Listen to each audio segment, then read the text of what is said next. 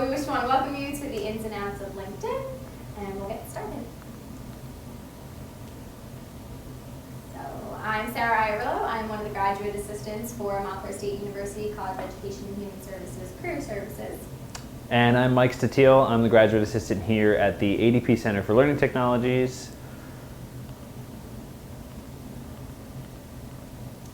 So just to go over what we're going to be doing for the presentation, we're going to talk about what LinkedIn is, LinkedIn by the numbers and how many people are subscribing and connecting, and then we're going to break down the nuts and bolts of how to create a LinkedIn profile. So if you have any questions along the way, we will have access to question and answer, so you can message us later on and we could handle any questions you might have about LinkedIn. So getting started, what is LinkedIn? So it's a professional social media platform, so kind of like a professional Facebook that people have been using over time. It's an online searchable portfolio, and we'll get more into detail about that a little bit later. You can use it as a blog post or for publishing articles, news feeds, etc.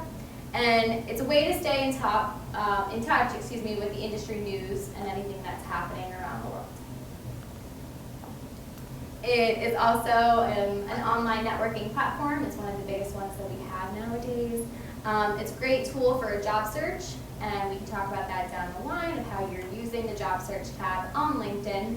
And it's a way to global message as well, so to connect with other people and chat with them around the world.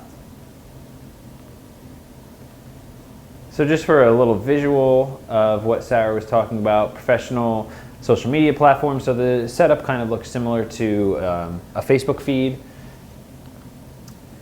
Online searchable profile, so you have your profile and your name comes up at the top, view profile right underneath it. So you can look at it, you can see what other people see when they first look at your profile. Blog post publishing, so there is a little button that says share an article and then write an article underneath. So if you have one that you recorded already or written already, you can post, or you could write one straight through LinkedIn. Industry news and trends, so based on the location you gave when you first set up your profile, it will give you industry trends and things that are happening in your area. So this is trending in the greater New York City area. A networking platform, so you want to make sure that you are starting to connect with other people, whether they are in the same field as you, the same institution, things like that. So there is the My Network button at the top. Job search engine, there is an entire jobs portion of LinkedIn that allows you to search for any open positions in the area. Your information is already preloaded to your profile, so it makes the job search a little bit easier for you. Global messaging, right in the bottom corner, there is the messaging that would be just like Facebook Messenger. You can send a quick message to somebody when you connect with them, things like that. And the search at the top is very helpful if you're looking for a certain person, a company, things like that. You can search for them. So just LinkedIn by the numbers. So it's important to realize that LinkedIn has a total of 590 million members and more added each and every day. 20 million jobs are posted on LinkedIn using LinkedIn Jobs. So again, it's a great tool to use for the job search if you need help. 70% of LinkedIn users are outside of the United States of America. 94% of marketers use LinkedIn to distribute content. So again, that's where that industry news comes about. 17 minutes is the time that it takes for an average LinkedIn user to spend per month. Of all the internet users on LinkedIn, 28% are male, 27% are female, and 46% of social media traffic to your website is coming from LinkedIn. So we're going to start a little with creating a profile. We know that in this day and age, there are a lot of people that already have a LinkedIn profile, but we will just go through the initial basics and then move on to how to maximize the use of that profile. So getting started, in order to sign up and log into LinkedIn, you're going to need to use your email and a password. Most students do use their Montclair State University email, and that's fine. You can use a personal email as well, but this is the email you're using to check, to get updates, etc. So now we have a pop quiz for you all. Which email is the most professional? So we have A, B, C, D. And the answer is A, because B does expire. So again, you can use your Montclair State University email, but just know that after you graduate, you will lose access to that email. So having a personal, professional email that you're regularly checking is more beneficial. So your location, you want to make sure you're setting it to where you live. So for this user right here, their country was the United States, and the zip code that they used was Montclair's zip code here. For your student profile, you want to enter the college or the university that you're attending. So for our students here, it would be Montclair State University, the year you started, and then the year that you would graduate. You can also have a professional headshot uploaded here. It adds more attraction for those people to see who you are. When you're adding a headshot, make sure it's just a clean-cut picture of you. There's no cropping, no other individuals in the picture, so that a person can, understand who you truly are. We also have a LinkedIn app. So you can use the app to set up your profile as well. It's very similar to how it's formatted on the website, but a little bit easier maybe to maneuver. So again, you would just have your region and the number to sign up for the app through that. But then you want to make sure you're including what you're interested in. So on LinkedIn, there are certain hashtags that you can follow, and this will help populate the news and trends that will be visible to you on your newsfeed. So depending on what you're interested in, healthcare, entrepreneurship, etc., these are things that will populate up on your newsfeed because you were following them. So in order to have your full LinkedIn profile, there are 3 pieces to this. So your intro component is 1, the resume experience component, and then the social component. So we're going to go into full detail about each of the 3 sections. We just want you to know that by the end of this will help you have your full LinkedIn profile. So your intro component to get started. So you want to make sure it includes a professional headshot. So like I mentioned before, one that's just a picture of yourself on a clean background, no designs, no other people in the picture, etc. You want to make sure you have a headline. So for Mike's profile here, it says graduate student and graduate assistant at Montclair State University. You want something that will be titled to you and kind of what you're doing, but also you can get creative with your headline, which is really nice as well. Your industry and location, again, will populate news and feed regarding on where you live. So for here, Mike has Manchester Township, so where he lives, but you can also put greater New York City area. It's very popular as well for our students here at Montclair. And then your summary. So your summary just kind of gives an overall picture of who you are, what you're studying, what you're skilled in. LinkedIn does generate a summary for you based on the information that you're plugging in towards the bottom in your resume component. Just know you can create your own, tweak it to how you want to be, but it's important that you have the full snapshot of who you are visible right in the beginning. So, your headline, again, tells people who you are, what you're most excited about, and the cool things that you want to do in the future, what you're studying, your professional goals down after graduation. Again, you can select a catchy headline. It's your brand, so you can make it as creative as you want, but it can be as normal and straightforward as possible as well. Your industry, so you want to select a relevant industry. It's important that you're being, found and your growing network. So for this individual right here, Amy, she has the San Francisco Bay Area, and then her industry there is computer software.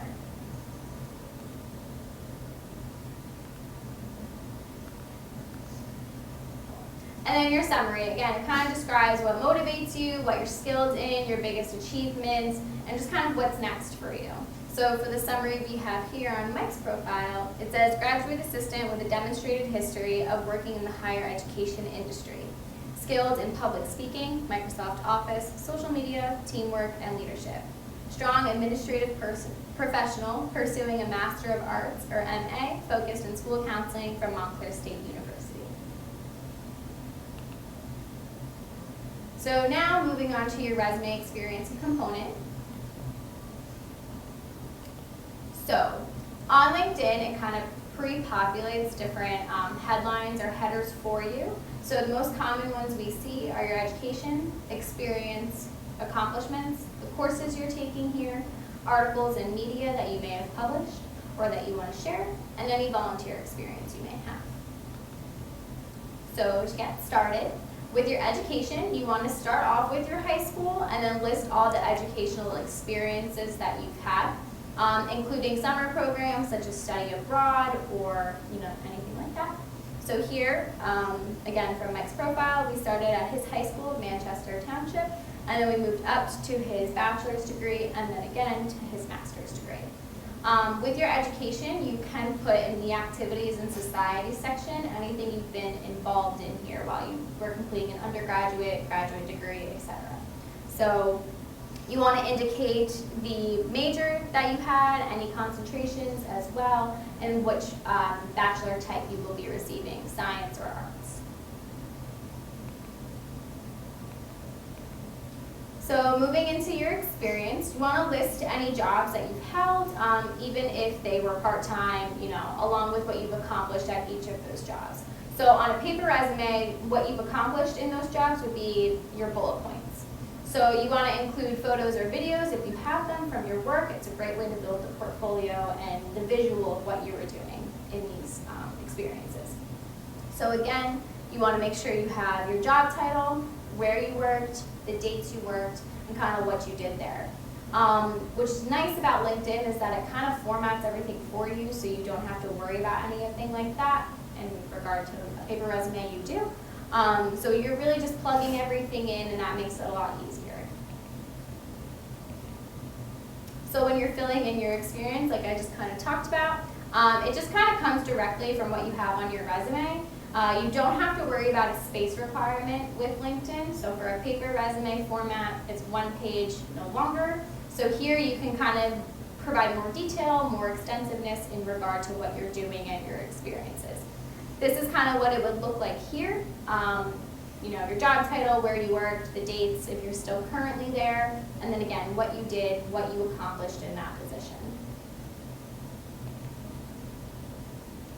So for your LinkedIn followers, what you can do as you're plugging this stuff in, if you don't want it to end up on your newsfeed right away, you can turn off share profile changes. This won't let your network see the changes that you're making as you're building your LinkedIn profile, so that people aren't getting notified every time you put in a new job, a new experience, activity, whatever it may be. However, once you turn it on, your network will be able to see the changes that you've made and give you congratulations posts, like it, share it, etc.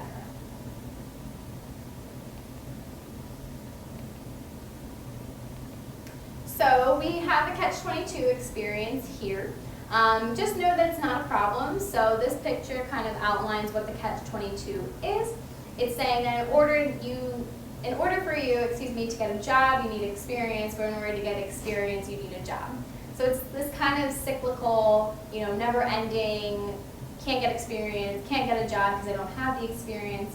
But just know that you do have experience in any, volunteer, organization, leadership activities that you may have had, even if you're currently not employed. So now moving on to your accomplishments. You want to talk about what you've joined and anything you've done at school or outside of school. If you led a team assignment in school, built an app that interests you, don't be shy as to what you've done. Kind of brag about yourself and the accomplishments there. So be sure to describe what you do within each of them. So for example, here are accomplishments. We have 4 publications for this student, 3 honors and awards, 3 projects. They know 1 or more languages, and then an organization that they're a part of as well. Next, moving on to courses that you've taken here at Montclair State University. You want to list any courses to help show your expertise, your knowledge, and your skill set in your major, and then that can be transferable to a future career. So what we have here you would click up top at that plus sign button, hit add courses. Up here. Thanks, Mike. And then the course name will pop up. You'll write out the full course name. So we know that Montclair State abbreviates, for example, FSHD 315. Instead, you would just write out the full course name as it says. So course name, the number, that's where you can put that little code that Nest gives away, who it's associated with, and then again, kind of what you did in that course to help you expand, to help you in the future. So articles and media, you can showcase pieces from your portfolio to display a range of your skills, whether you've written a piece, you want to promote somebody else's piece that you're maybe friends with, but just know you can also share articles that interest you, and that would be good for you, to talk about with your industry and your network that you have there. So media up here is just kind of different, videos, workshop flyers, etc. And then the articles down here that you're able to write and or share.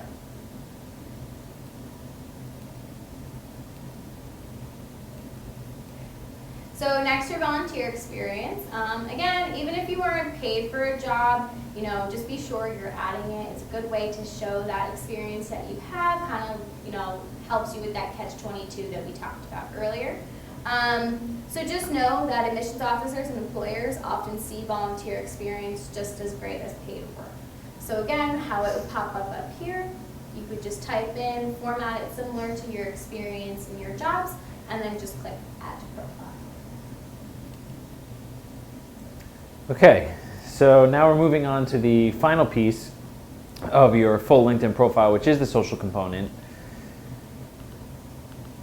So there's a few things that fall under the social component, which would be connecting with your network, endorsing individuals that you connect with on their skills that they list on their profile, as well as you being endorsed for the skills that you list, recommending others as well as being recommended, and then following different pages and people that are relevant to the industry you want to get into, etc. So the first piece is to connect. So in comparing LinkedIn to other social media platforms, we say that the difference that comes with LinkedIn is that you want to be a little bit more selective with who you're adding and accepting to your network. I feel at times on social media, you see a person and you're like, oh, they post cool pictures and now they want to follow me, I'll let them follow me. Not necessarily the way that you want to handle your LinkedIn profile, but you can always take a look at the invitations that they send you or at their profile just to see if what they do is relevant to what you want to do, or if you maybe have met them somewhere else. And that's where sending a personal message to somebody does come in handy.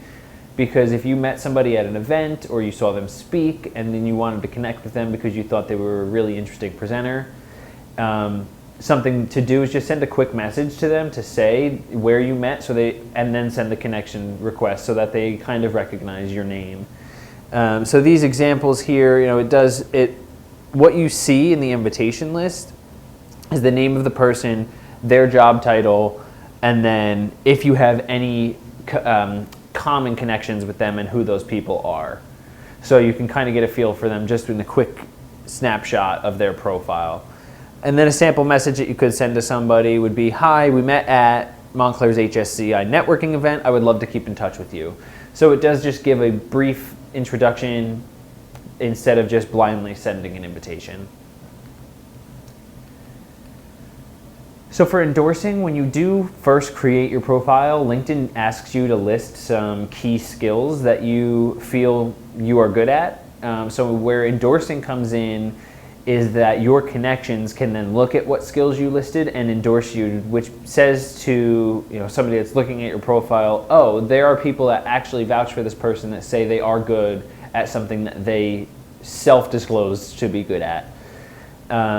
You'll get a notification if somebody endorses you for a certain skill, and personally I feel that the best thing to do after that would be to see if there's a skill that you can endorse them for that you know for a fact they are also good at. And then this would just be a little bit of the notification that you might get that says somebody connected or somebody endorsed you for something in your network, and here's their little profile, what they also listed they are good at.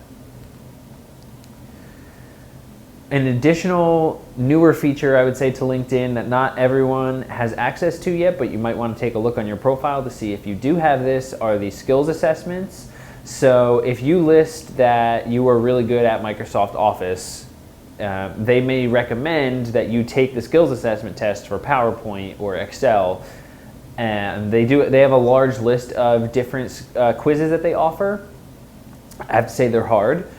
But all this will do is show even more that you are proficient in areas that you say you're proficient in.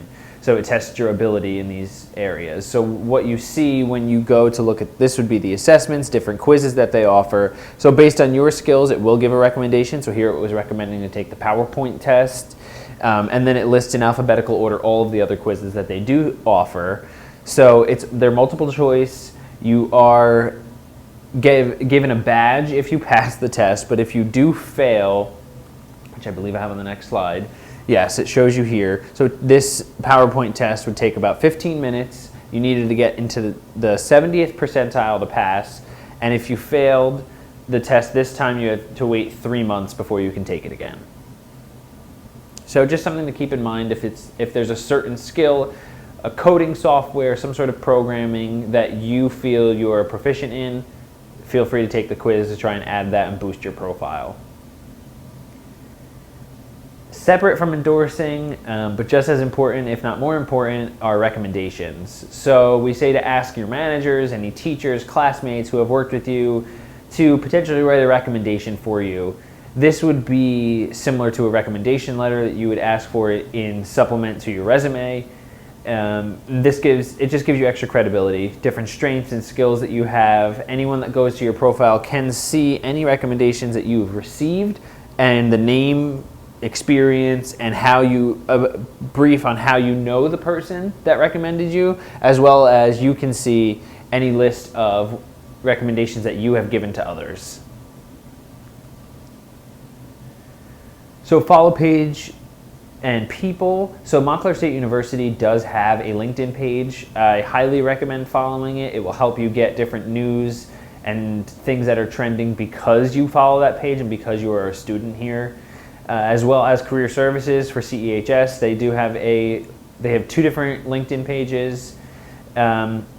If you're interested in working at a company, different organization, getting into a school, follow their pages if they have them. It can't hurt. You can be up on the most relevant information regarding them, which just will help you in the long run. And there's a little button next to the Montclair State University page that says See Alumni. So we're going to talk about that feature in a little bit, which is the Alumni Network. But before we do, something that's also new to LinkedIn are on-campus moments. So if you are on campus here at Montclair and you are doing something that you feel is really cool that you want to showcase as the university, if you're in an organization that's holding an event, something like that, you can record a video, short, just like a quick Instagram story type. You can add stickers, customize the video if you want, and then you can go to post it onto your LinkedIn network. You would use hashtag on campus, hashtag Montclair State University, and there's a new story feature almost to LinkedIn that would be these on-campus moments. So anybody that attaches those 2 hashtags, their posts all get added into one master story. So as I just mentioned, the Alumni Network, if you click that View Alumni button, you'll get a page that's similar to this one, and you'll be able to see all of the alumni that are members of LinkedIn, of that institution. Our tip for this is to use a computer. The app does not really access the Alumni Network as well. So this screenshot here was taken about 9 months ago, I would say at this point, and there were over 86,000 Montclair State University alumni that are members of LinkedIn.